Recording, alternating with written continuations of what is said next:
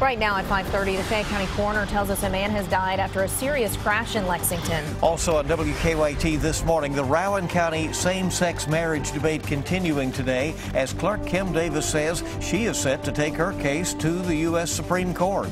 And as the 10th anniversary of one of the country's deadliest hurricanes approaches, New Orleans tells how it's recovering. Tracking, alerting, protecting. This is WKYT This Morning. Good morning. It's good to have you with us here on this Friday. It's August 28th. I'm Bill Bryant. And I'm Rebecca Smith. Almost into September. This month has just flown by. It really has. Yeah, the last weekend before we slide into the brand new month. And our temperatures will start to increase just a little bit. It's still summer. Here's meteorologist Micah Harris. Good morning. Hey, good morning. It's absolutely perfect there. Football weather again this Friday as you head off towards your evening. We're starting off in the 50s, 55 degrees in Richmond. Goes for Corbin, Lexington, Frankfort. Work your way southbound into Somerset. Everybody's looking just fine. You can check out these visibility issues. There's none of them. I mean, you got to go to the far eastern zones, over toward the same places there in the mountainous regions, kind of the border counties of West Virginia and also Kentucky. Then we go throughout the year day. We'll be at 78 there by noontime. That was pretty much where your high was yesterday. So you know it's going to be a little bit warmer. Low 80s expected, slightly warmer conditions. Like I said, Friday night football looks good. How about your weekend? Starts off nice, but does it finish that way? I'll have that coming up in just a few minutes. See you then. Thank you. Let's go first to a developing story we are tracking right now out of Lexington. We first told you minutes ago about a man who has died in a serious wreck in Lexington. Now the coroner is telling us he's trying to find the man's family. And that wreck happened about 11 o'clock last night near the intersection of Paris Pike and Ironworks Pike. Officers say the victim from that crash was first rushed over to UK Hospital. And that's where WKYT's Mark Barber is joining us now with the sad update that the man has died overnight. Mark, good morning. Good morning, Bill. Good morning, Rebecca. Yeah, crews say that they tried to get the man here to UK Hospital, but we're told he did not make it. This morning, officers are now trying to figure out what caused this fatal crash. Now, we've been speaking with police all morning long, and they say that they think the man who died was driving north on Paris Pike around 11 o'clock last night when the crash happened. A man who was driving by was the first person to spot the wreck. He says he saw a headlight sitting in the road, so he turned around to take another look. That's when he saw a very difficult scene to take in. Parts of the smashed car were in a tree, other pieces were in the bushes, and some were even in a ditch. When crews got there, the airbags were still smoking. The coroner's office says they still do not know how the man died. They are now waiting for the results of his autopsy. The coroner is also waiting to release the man's name this morning because they say they are still trying to track down his family members. That's the latest here from UK Hospital. I'm Mark Barber, WKYT. New this morning, there were some scary moments for a couple in the west end of Lexington after they were carjacked at gunpoint. This happened around 1 this morning on Cambridge Drive off Alexandria. A couple told police they were getting out of their car when two young men in a green car pulled up and robbed them at gunpoint. Police say the gunmen also stole the couple's white Chrysler. An unusual smash and grab burglary in Montgomery County has one business owner just puzzled.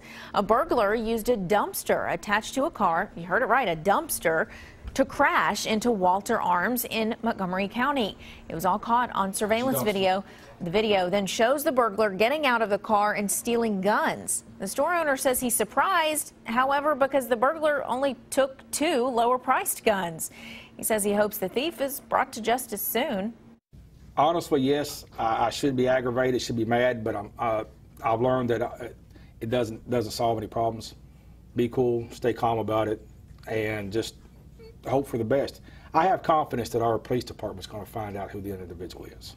Well, the car the suspect used to bust through the doors, a tan 2011 Chevy Suburban. It was stolen on Wednesday in Owensville. Continuing coverage this morning on the same-sex marriage debate in Rowan County. Clerk Kim Davis is still refusing to issue marriage licenses, saying she will ask the U.S. Supreme Court to intervene. Today, people from other states are expected to come to Kentucky in protest of Davis's decision. Let's go to WKYT's Michelle Chamberlain now, tracking the developments from our live desk. Good morning, Michelle.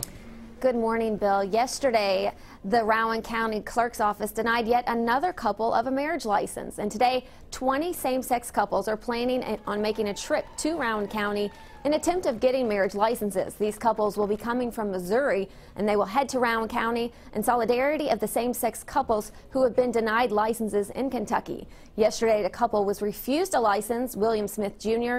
and James Yates said that it was their third attempt at getting a license at the Rowan County Clerk's Office. They don't care about Indian people. It's just purely they don't like gays, they don't want them to get married.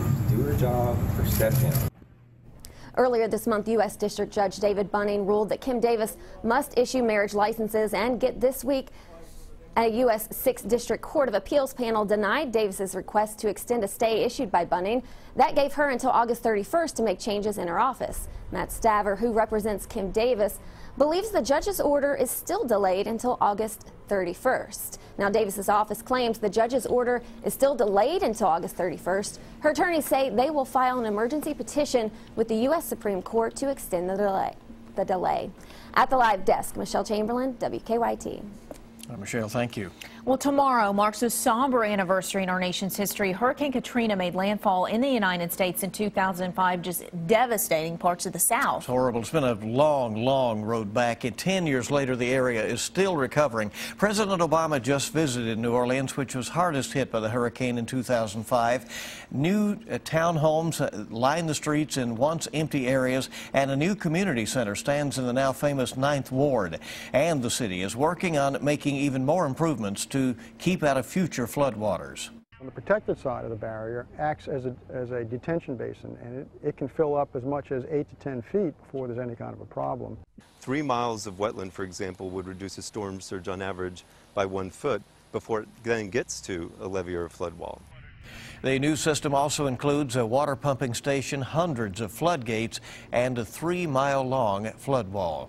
And the 10th anniversary of the deadly hurricane comes on the heels of another deadly storm. Tropical Storm Erica is set to hit Florida very soon after doing some damage in the Caribbean. The storm has already killed 3 people in Dominica and left 25 to 30 people missing across the region. Forecasters say the storm does not show signs of slowing down. They do expect it to reach hurricane status by Monday as it approaches southern Florida. In Georgia this morning, Savannah State University was on lockdown for hours overnight after a reported shooting. Campus police say one man was injured and taken to the hospital. Authorities have not said his condition or if he was a student. A spokesperson for the university says the shooting happened near the student union. Others say it started as an argument that escalated into a fight. We're tracking the latest details on bringing you them as soon as those become available.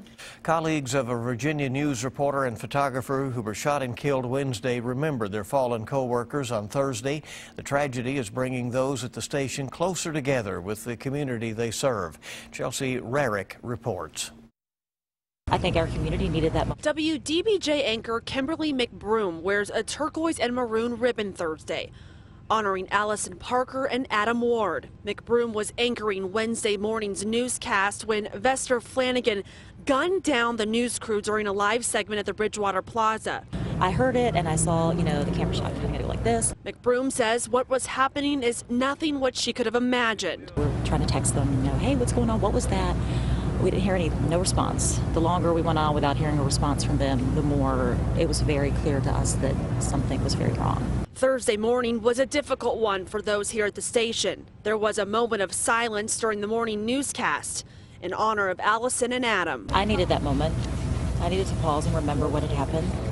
I think our community needed that moment. Police continue to monitor the area outside the station for extra security, but also a makeshift memorial here grows, with balloons, flowers, and cards to remember the two. WDBJ's president and general manager Jeff Marks says he's received countless of messages from people reaching out. It's heartwarming. None of it brings them back. So it's really bittersweet. Mark says those on air this morning were choking back tears. But as journalists, those here at WDBJ say despite the pain, it's something they had to do. I wanted to make sure that we told her story and his story, and we're the ones that have to do that.